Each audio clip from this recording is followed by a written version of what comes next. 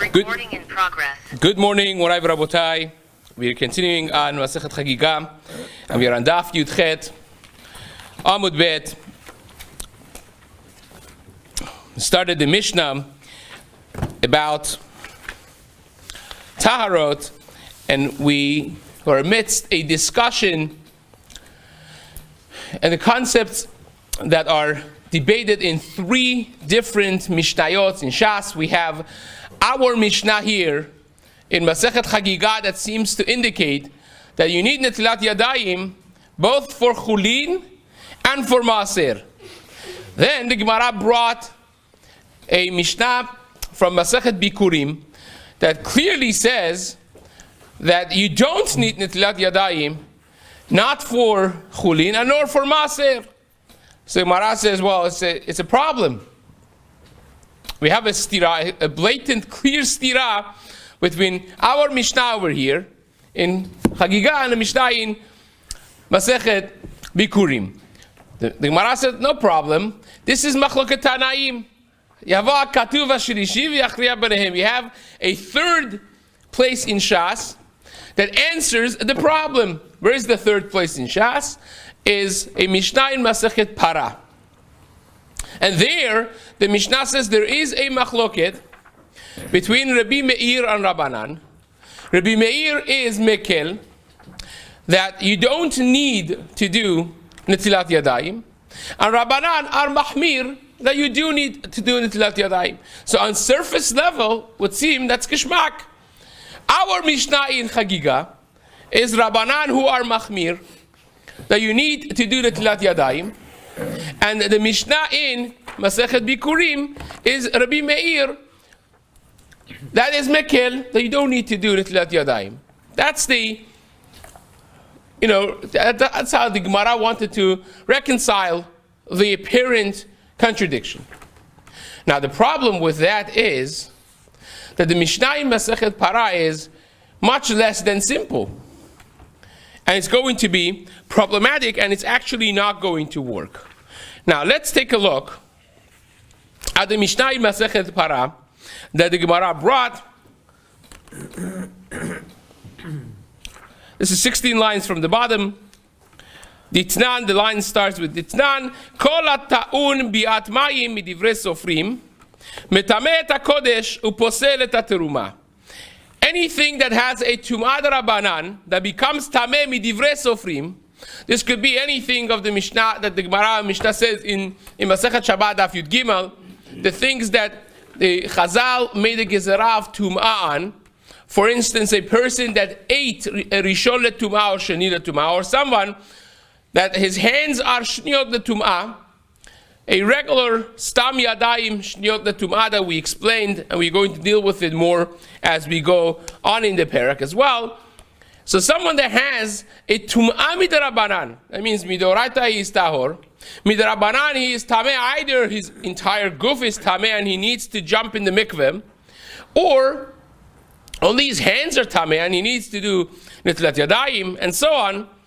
Says the Mishnah in Para, metameh et hakodesh uposel et hateruma. We explained this how it works yesterday, that when you have reached the capacity of tum'ah in your category, and you can no longer go further and make something else tameh, that's called pasul, not tameh. So a truma that is shelishi letum'ah will be pasul. But a teruma that's sheni letum'ah, for instance, still has one level more to go. If you touch this teruma that became tameh sheni letum'ah to another piece of teruma that's tahor, that new piece now becomes shlishi letumah, also becomes tameh. So that is tameh, not pasul. And kodesh is one further. Each one of the categories, if they haven't reached their full capacity of tumah and they could make something else also tameh of that same category, they're called tameh. If they have reached their capacity, they're called pasul. That's simple, right? So says the Mishnah, if you have something that's sheni latum'ah, for instance, imagine my hands are shniot latum'ah, so I touch this piece of teruma, this now becomes shlishi latum'ah, and the shlishi latum'ah it no longer could touch another teruma and make it tameh, and therefore it becomes tameh, but it's called pasul. But if these two were kodesh, not teruma, then when I touch with my hand, I hold this. Now this became shlishi l'tumah, and if this touches this, the second one also becomes tameh, becomes revi'i l'tumah, because kodesh, the capacity of tumah is higher. It could become even revi'i l'tumah. So therefore, when I touch this first one, what does this become? It becomes tameh, not just pasul but tameh. When this touches the second one becomes pasul, because now it's revi'i l'tumah and it has reached its capacity of tumah. Umutar lechulin, but says the Mishnah clearly that I could touch chulin on maaser. Divrei Rabbi Meir. Rabbi Meir is lenient that I could touch with my shniyot letumah hand chulin on maaser. Chachamim osrim b'maaser. Chachamim are machmir, say no, you cannot touch maaser. Maaser, you need to do netilat yadayim. If your hands are shniyot letumah, you cannot touch maaser. But chulin, apparently you can. So says the Gemara, Ela chulin achulin kasha. Well, says that answer does not reconcile the two Mishnayot. In other words, let's step one step back. What's the answer that we suggested between the Mishnah in Chagigah that says everything is chayav, you have to do that time for everything, and the Mishnah in Masechet Bikurim that says you don't have to do netilat yadayim for anything, chulin and maaser. Our Mishnah says for both chulin and maaser you have to do netilat yadayim, and the Mishnah in Bikurim says for both of them you don't need to do netilat yadayim. What's the answer we wanted to give? We wanted to say our Mishnah is Rabbanan or Machmir, the Mishnah in Bikurim is Rabbi Meir. Mara says that's not correct, because what do Rabbanan say about chulin? They never argue with Rabbi Meir on chulin. The third Mishnah in Masechet Para that you brought, it only says that Rabbanan are machmir by maaser. Meaning you want to suggest that our Mishnah, who is stringent, is Rabbanan. So what does our Mishnah say? Both for chulin and for maaser, you have to do netilat yadayim. But that can't be Rabbanan, because go refer to the source. Rabbanan say in Masechet Para, which is the third Mishnah we brought, that for maaser you have to do netilat yadayim. For chulin they agree with Rabbi Meir that you don't need to. So it comes out that we have no source whatsoever of somebody that holds that for chulin you have to do netilat yadayim, and yet our Mishnah says it. So now we have still a blatant stira, a blatant contradiction between the Mishnah in Chagigah versus both of the Mishnayot in Bikurim and Para when it comes to chulin. Things that are not maaser even. Things that are simple, regular fruits, not kodesh, not teruma, not maaser, nothing, just chulin. So says the Gemara, Ela chulin, achulin kasha. Still, you have a contradiction between chulin. Says the Gemara, lo kasha. Kan ba'achila, kan benegi'ah. The difference is between whether or not you're eating it or you are just touching it. In other words, the Gemara is suggesting that our Mishnah in Masechet Chagigah is speaking about eating chulin and maaser. Oh, you want to eat something that's a higher level of kedusha and not just touching it. Therefore, you have to be tahor. So even by chulin, you have to wash your hands netilat yadayim before you eat. But wanting to touch, you don't have to necessarily. Only for maaser, according to Rabbanan, you have to wash your hands. For chulin, everybody agrees that you don't have to. So it turns out, now the suggestion of the Gemara is, the Mishnah in Chagigah, Daf Yud Chet Amud Bet, is speaking about eating. For eating, you have to do it right now, right? When you want to eat, you do it netilat yadayim. When you want to touch something, you do netilat yadayim. You don't do netilat yadayim. So therefore, says the Mishnah, that's the reconciliation. Says the Gemara, no. Matkif le Rab Simi bar Ashi, Ad kan lo pligi Rabbanan aled Rabbi Meir ela be'achilat maaser, aval benegiat maaser be'achilat chulin lo pligi. Says no, that doesn't work either. Because go back, everything relates to this Mishnah in Masechet Para, the third set of Tanaim, the third Mishnah that we brought in the Gemara. So the Gemara says, pay attention of what the Mishnah is saying rather there. The Mishnah says that Rabbanan argue with Rabbi Meir only in achila de maser, in eating maser. In other words, if you want to eat maser, then Chachamim say you can't eat maser without doing the Netilat Yadayim first. You have to do Netilat Yadayim. But if I would ask Rabbanan, who are more stringent, say, well, I want to just not eat maser, but I want to touch maser. Or, I want to eat chulin. Do I have to wash Netilat Yadayim? Chachamim, Rabbanan would say, no, you don't need to. The only place that Rabbanan disagree with Rabbi Meir and require you to wash your hands in Netilat Yadayim is when you want to eat maser. So says the Gemara, therefore, you cannot suggest that our Mishnah, who is machmir by chulin even, is talking about eating, because eating chulin would be suggested in our Mishnah needs Netilat Yadayim. But in the Mishnah in Para that you're coming from, you see that it's not needed Netilat Yadayim, even according to Rabbanan. So that is another thing that the Gemara rejects. Now, these things, if you think that you're not following exactly the back and forth, this is actually pretty easy. When you take a look at the charts, actually, that I sent, you could see that this is a simple back and forth, really. And now we get to the final step of the Gemara. The Gemara wants to answer this. The Gemara says that doesn't work, this second attempt. So therefore, Ela Edi Ve'edi Be'achila. Both of the Mishnayot, in other words, our Mishnah in Chagigah, that requires you to do Netilat Yadayim for everything, and the Mishnah in Masechet Bikurim, that says you don't have to do Netilat Yadayim for anything, both of them are talking about eating.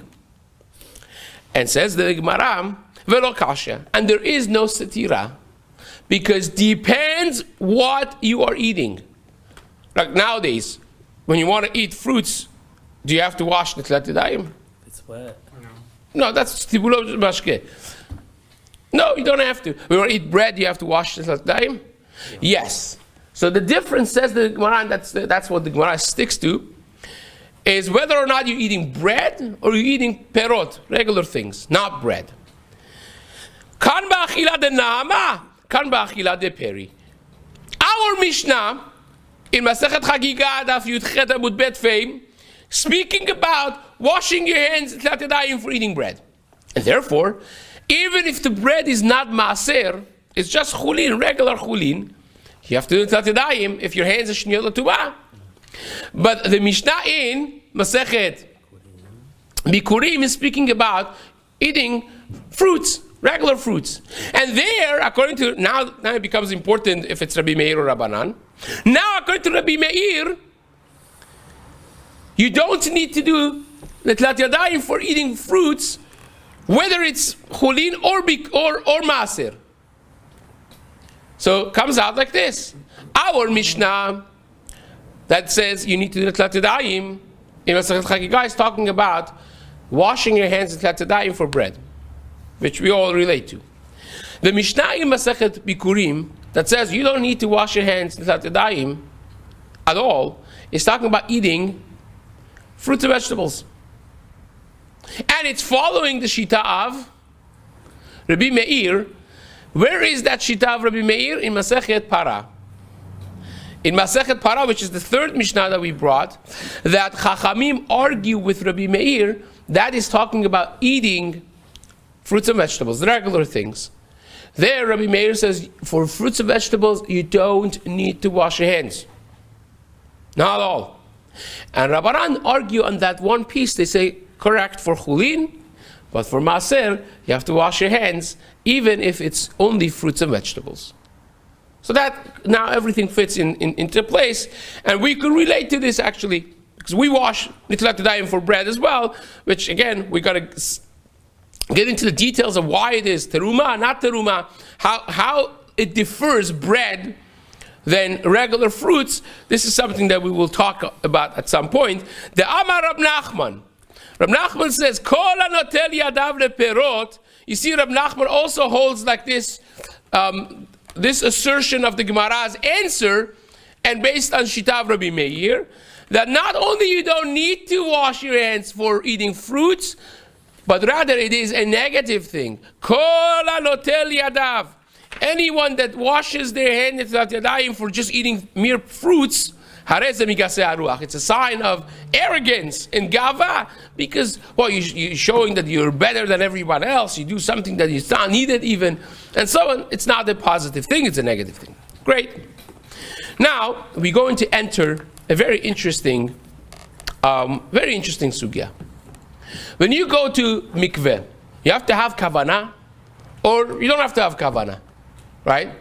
Sometimes you have these questions, right? A woman that wants to go to a mikveh, now she became a balat tshuva after menopause, for instance.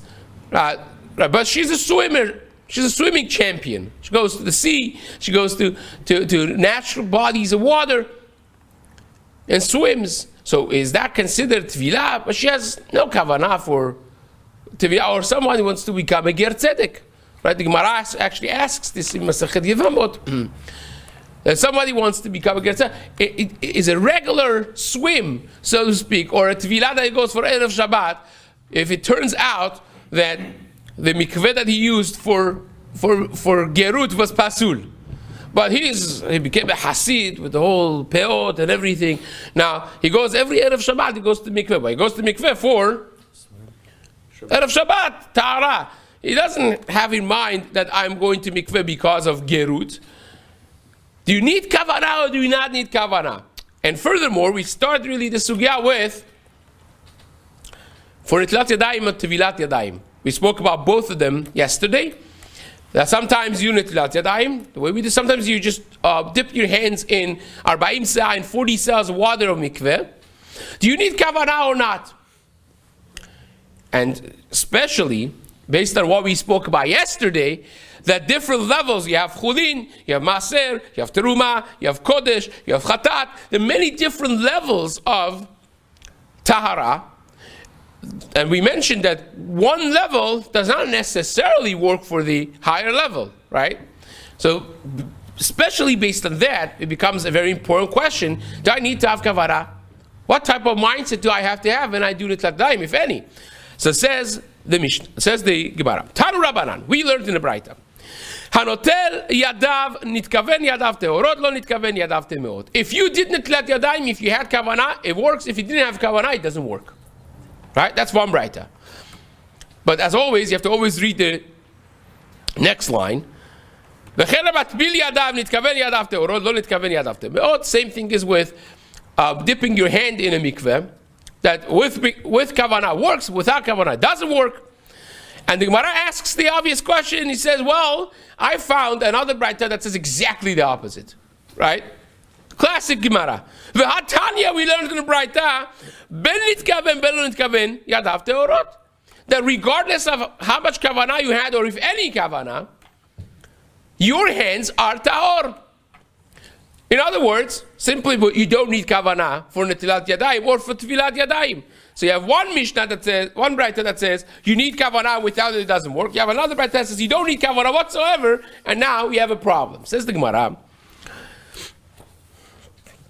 Amar Rav Nachman lo kasha, last line.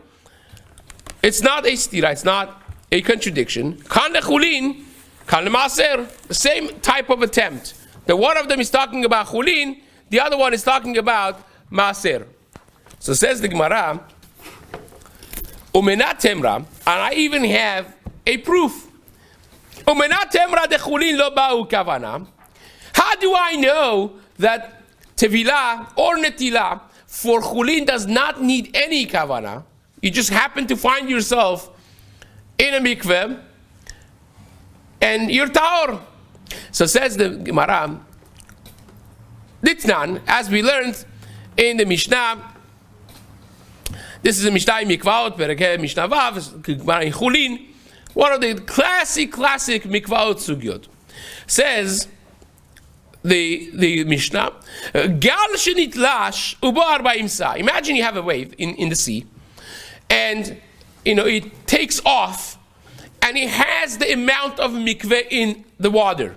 It has 40 sa water in it, 40 sa'as of water, and it happens to fall on you. Gal shenitlash ubo 40 sa v'nafal ala adam, and this guy was sitting, poor guy was sitting there, and the wave came completely covering him from the top. Ve'ala kelim, or on vessels. Teorin, they become tahor. So says the Gemara, Katani, Adam dum yada kelim. It says in the Mishnah, whether the subject was a human being or it was a vessel, it becomes tahor. And he compares the Adam with the Keli, the person, the human, with the vessels. What's the comparison? What's the line of comparison? Says the Gemara, Ma kelim de lo michavni, af Adam de lo michaven. Aside from the simple understanding of the Mishnah that the guy is poor person sitting there and the gal comes on him, but it's a comparison within Adam and Kelim. When was the last time that the Keli had kavanah to be tovel? It's an inanimate object. There's no kavanah for Keli. So just like the Keli doesn't need kavanah, the Adam also is compared to it in the Mishnah in Mikvaot.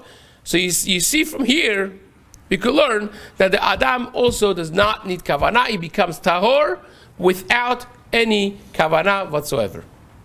That's the attempt of the Gemara to show that at least for chulin, for some level of tahara, which the least of it would be chulin, you could be tovel without any kavanah. You literally didn't even go to mikveh. The mikveh came on you. You're sitting there on the beach and comes the wave and you're good to go. That's what seems to be the simple understanding of the Mishnah. So says the Gemara, no. You know what we're talking about? Umimai, how do you know? Dilma biyoshev umetzapeh. Ematai yitale shagal askinan. Maybe we're talking about a surfer.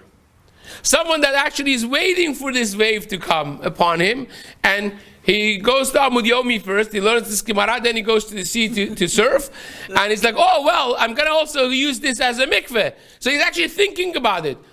He's afraid to go to the sea, right? It's dangerous. So but he's sitting there, he wants to use it as a mikveh, sitting in the water, and waiting for the gal to come upon him, and then it will become tahor. Right? It's a very, rare case to happen, but nevertheless, it's like, maybe the guy actually is thinking to use the yam for the sea, for the mikveh, and is waiting for this gal, for this wave to come on him. And not only that, but exactly the opposite.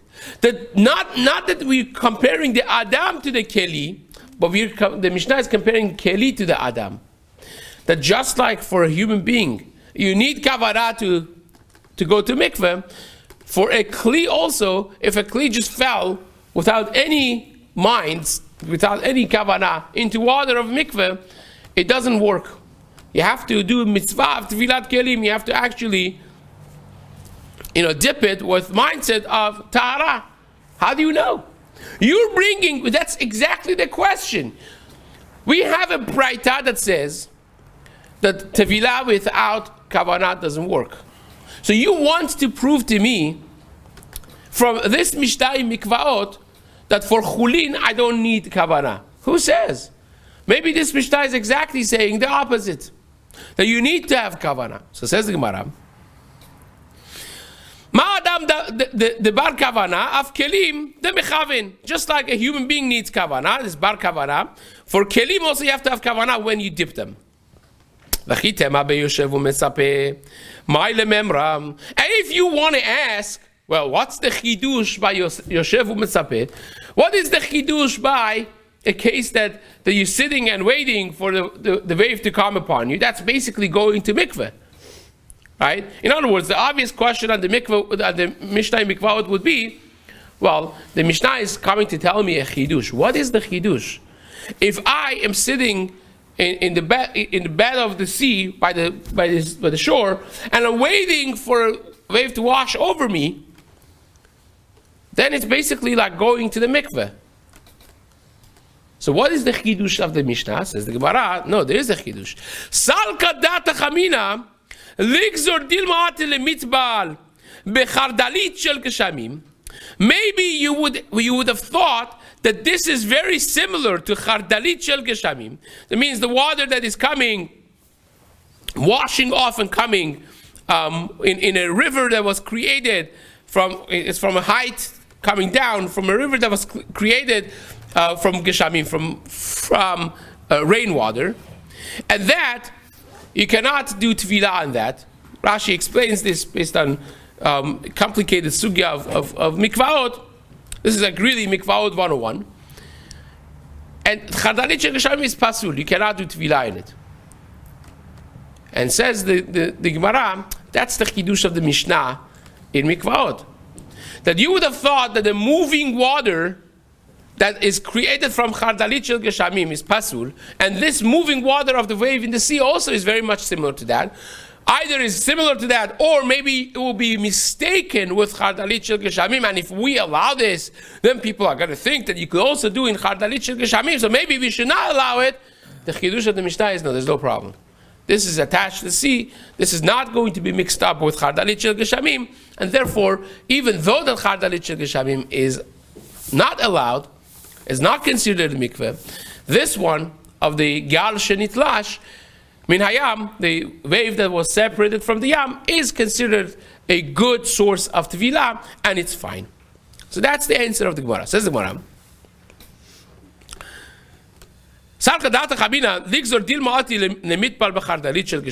You would have thought maybe we should make a gezerah that if we allow this wave that was detached, then the person is going to do actually in geshamim.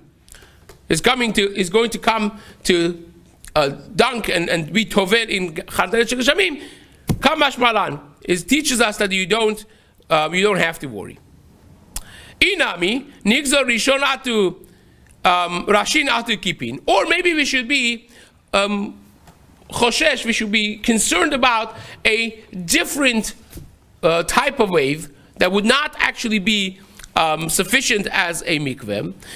And take a look at Rashi. Rashi says, Rashin, echad mi rashi agal shehu magia laaretz, and kipin is emsaito shel gal sheomed ba'avir kemo kipin. In other words, if you are literally going surfing, right, that would be a good example of it, because you could go through a kippah, a fold of water, and not get completely submerged in the water, because you're moving very fast, you're surfing, but you were covered and wrapped in a gal, in a wave, right? You were literally enwrapped with the water, but it's not that you were submerged in the water. Is that good or not? I was in the sea, literally. Like from outside you couldn't see me, because I was surfing inside the wave, and I was completely, enwrapped and folded in the water, but not submerged. That's not good, because you're omed ba'avir, you're standing in air, in a pocket of air inside the wave, and that's not good enough. It's not good enough. Not only is not good enough, even if the wave comes crashing on you, if your head is out when the feet get wet, then you were not tovel, because tevilah, unlike hagalat kelim, by hagalah for Pesach, you could do half and half, right? If you have a large, tall vessel, you could first dip the first half of it in boiling water, and then the other half. By tevilah, it's not like that. Even if your hair is out, it's not good. It has to be the entire body, including all the hair, submerged at once, simultaneously, under the water for the tevilah to work. So therefore, that doesn't work. And if we would allow the gal shenitlash, this thing that the wave that is coming crashing on your head, if you would allow that, maybe we would also mix it up with this kipin thing of going in the pocket of air inside the wave, and maybe we should be worried for that. The Gemara says we're not worried for any of those things. We allow the gal shenitlash, the gal shenitlash that came on a person as a mikveh, that is good tevilah, even though that you may be concerned for one of all of these things, right? Either the pockets of air in keeping, or for chardalit shel geshamim, the water that's coming down, rolling down from geshamim, from rainwater. Quick question. So we're saying that if a vessel's on the sand there, right, and the wave splashes over it, it's a valid immersion. Not in every case, but if it passes for this test of gal shenitlash and it has 40 sa'ah in it, yes. What about the issue of the object touching the ground? If your feet are in we're not doing hilchot tevilat kelim right now. This is complicated enough. There's questions of whether it's wet on the bottom, not depends on how much pressure is there. That's all discussed in Siman Kuf Chaf in Yoredea. Says the Gemara, Kamash balan delo gazrinan. We learn from here that we don't do any of these gezerot. How in the world do you know that you can't do tevilah in keeping? Right? You just assumed that this thing of going in the fold of water is not good enough. So how do you know that we can't do tevilah in keeping? The Tanya, it's a brighter. Matbilin berashin, when matbilin bekipin. You could do in rashin, in the head of the wave, which is actually water, but not in the pocket of thing in the middle of the wave, because that's air. Ve'en matbilin bekifin, lefi she'en matbilin ba'avir, because you can't do tevilah in the avir. It's doing tevilah in the air. So in the kipin, it's not going to work, even though that it's now quote unquote part of the sea, and the wave is enwrapping it, but still is in avir, and it does not work. So says the Gemara, Ela mehadit nan perot shenaflu letoch. So we don't have a source so far. We attempted to bring a proof for kavanah. We attempted to bring a proof that you need kavanah for chulin, or you don't need kavanah for chulin. And we tried to bring a raya from Mishnah Mikvaot that you don't need kavanah for chulin from the wave that came. So the Gemara rejected that. Now the Gemara is going to attempt again from a different source that for chulin you don't need to have any kavanah, and that is from a Mishnah that talks about fruits falling into water. Now, I just give a little preface before we start this. We'll continue in the next shiur. The fruits are not mekabel tum'ah when they're attached to the ground, to the tree.